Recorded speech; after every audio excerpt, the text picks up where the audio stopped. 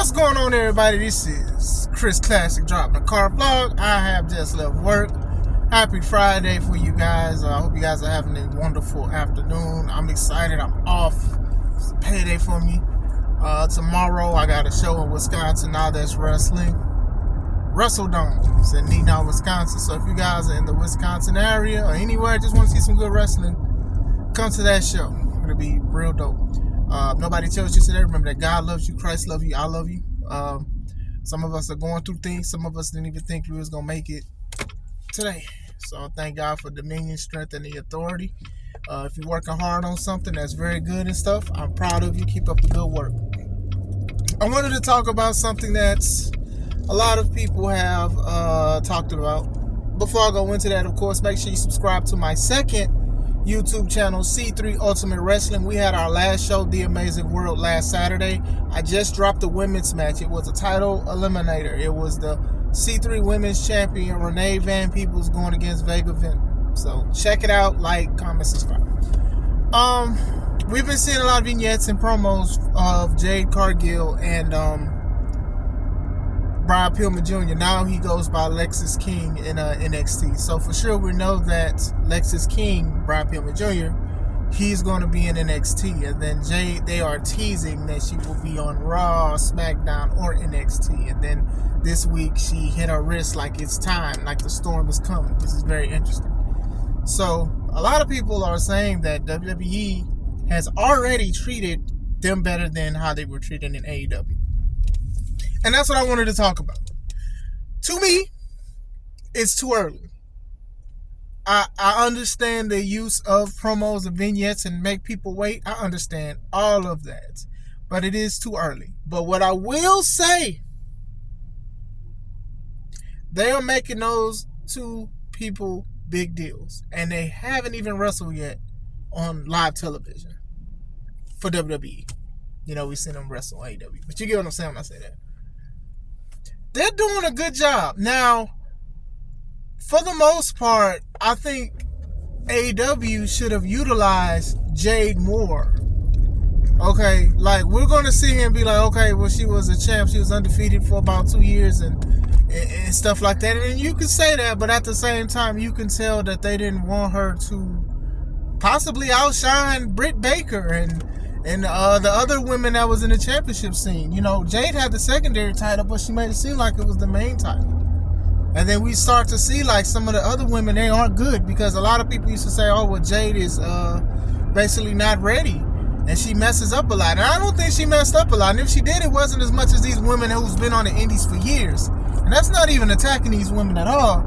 It's just that I hate when people try to go with that narrative like, oh, well, she can't hang. I'm like, well, some of these women are showing they can't hang in general. Some have gotten better and some have gotten worse. So I felt like, and I made videos about it, I felt like Jade was in the right company to start, because she can learn when she wants to, or she can be where she's at and still elevate. She had charisma, the baddie section. You know, they had her doing a lot of PR for AEW. A lot of people don't realize that. And I think that they should have eventually tried to put her in the main event, but I just think that they just didn't want her to do it. I don't know if it was politics or not. You know that politics run a lot of stuff in wrestling, and AEW is not spotless from that. But her going to WWE, they made it a big deal. They announced it. They said she's one of the greatest athletes. They've said it. They made a big deal. They had Corey Graves talk about it. There were pictures of when she was in the Performance Center. There's a video of her walking into the Performance Center, which I used for a video. She did interviews. She said basically, this is like basically the big leagues, kind of calling AEW the stepping stone. Like, she said she wanted to be here. And to me, they've done a great job. She looks great. She looks awesome. She's around Hall of Famers. In Triple H and Shawn Michaels. She's around some of the greatest women wrestlers, with Charlotte, and then with Becky, and a few other women and things like that. A lot of people are clamoring for her to go against Charlotte. They're clamoring for her to go against Bianca, and Bianca's coming back soon. So that interaction will probably make the internet go nuts. Shout out to Paul Wall on Still Tipping. But going into that, they're doing a great job to make Jade a big deal. They're doing a great job. because a lot of people are speculating because she's at everything. Sort of like how MVP was when he started. Like a lot of us who aren't familiar with the independents at the time, I didn't know that he was in the independents, but they made him seem like a big deal, like from another sport. And I think he did great. He should have been a world champion, but how they teased it, even when Brock Lesnar eventually, when he became the champ and stuff like that, Eric Bischoff and Stephanie McMahon, they was like bidding to try to get him to be for their show and their brand. It was like a big deal, and it's kind of reminds me of that for Jade. And Jade hasn't wrestled in WWE yet, so that's good. Going into Lexis King, Brian Pillman Jr. in AEW, he was with Griff Garrison, and they were called. At first, they were called the Varsity Blondes, and then their name got changed to something else because Tony Nese and his partner, they were like the Varsity Athletes. And, most of the time they were on Dark and they were putting other people over and things like that. Now, AEW was like very heavy in promoting his father, who never wrestled for the company, but they promoted it because AEW, does things with Dark Side of the Ring. And I saw that episode with Brian Pillman Jr. talking about his dad, and it was touching, and it was sad to hear like a lot of the things that was going on. So a lot of people would assume that they were going to utilize that.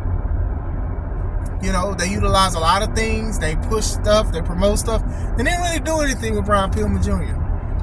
You see him from time to time. I seen him changing gear one time, and you just didn't see much. So then when they said that he was leaving, he was possibly going to NXT, I was like, well, NXT may do something better with him. Because, and I understand a lot of people aren't going to be elevated. They're going to win all their matches and things like that. But when you're having things like Brian Pillman Jr., the son of Brian Pillman, somebody that a lot of people look up and look at some of the matches. They look up his intensity in promos and stuff like that. Some people would have thought they would have did something a little better because, it kind of made a little buzz about it because some people still remember Brian Pillman. So now,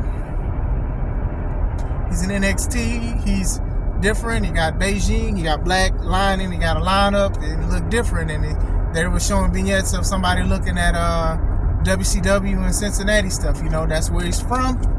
Then he comes on and says, hey, man, everybody remembers my dad. I don't remember my dad. I was 4 years old and stuff like that. And I don't like that he, I don't know him. I'm going to go by Lexis King, my real dad, the dad that raised me and stuff like that. I'm like, man, I got chills looking at it. And I'm going to tell you why I got chills from it. Because a lot of people, and like what I just said, you would think that AEW would have did something with Brian Pillman Jr., but we've seen a lot of second and third generation superstars where they try to be like, hey, I honor my father, I honor my mom, I honor my grandfather by wrestling and things like that, and I'm trying to add to their legacy. They're doing something different with Brian Pillman Jr., Lexis King, by saying, hey, I'm going to do my own legacy and stuff like that. I don't want nobody to compare me. I'm sick of the older guys talking about, my dad did this and my dad did that. I don't care. That's very different. Last time I've seen something a little different from that was Bray Wyatt, because his dad is IRS. You know what I'm saying? And he wasn't like, he was like trying to, add to the legacy. Maybe he was behind scenes, but he felt like a totally different character. You do have a lot of wrestlers that do try to follow in footsteps, and sometimes they do great, or they do greater than what their parents or grandparents did and things like that. And I think what they did with Lexis King, I think it's pretty cool. I think I know he can wrestle. It's intense mic work. I didn't see that mic work in him in AEW. I just haven't. But I got chills looking at the first promo, how he was talking about, his dad didn't raise him, somebody else raised him and things like that. I'm going to do my own thing. I don't care about a legacy and blah, blah, blah, blah, blah. It's all about me. I'm debuting at Halloween Havoc. And it worked. You flip the script. That's one of those things that you can do in wrestling sometimes, because, a lot of people be like, oh, okay, you're the son of such and such, so you should be just like him, or you should act just like him, carry yourself because you look like him, and you can do this, and you got hair like him and stuff like that. But when you can flip the script and be like, nah, I don't want to be like him, and I don't care for him and things like that, you getting people talking about it. Lexis King. I actually like that name. I know it's a tribute to his stepdad and I believe his sister who passed away. I could be, don't quote me on that, I'm 100% sure. I'll look into it, but I think it's cool. Now, they making them interesting. They're making Jade a big star. They're making Lexus King a big star in his way too. But I just can't say right now. As much as I want to, I can't say right now because I love to do wait and sees. You get what I'm saying? Like, I like to wait and see what's going to happen. But it's looking like they're going to be pretty big deals. So I can't just be like, okay, well, WWE just treated them 10 times better. It's feeling like it, but I want to wait and see. Jade makes it feel like it, basically calling AEW a stepping stone. Brian Pillman Jr. ain't really bring up nothing about it outside of anything that I've seen. But I'm curious to see. What do you guys think? Do you guys think that they are treated better already, or bigger stars, or potential? Do you want to wait and see like me? Let me know. I hope you guys are having a wonderful day. This is Chris Classic. Let's take it home.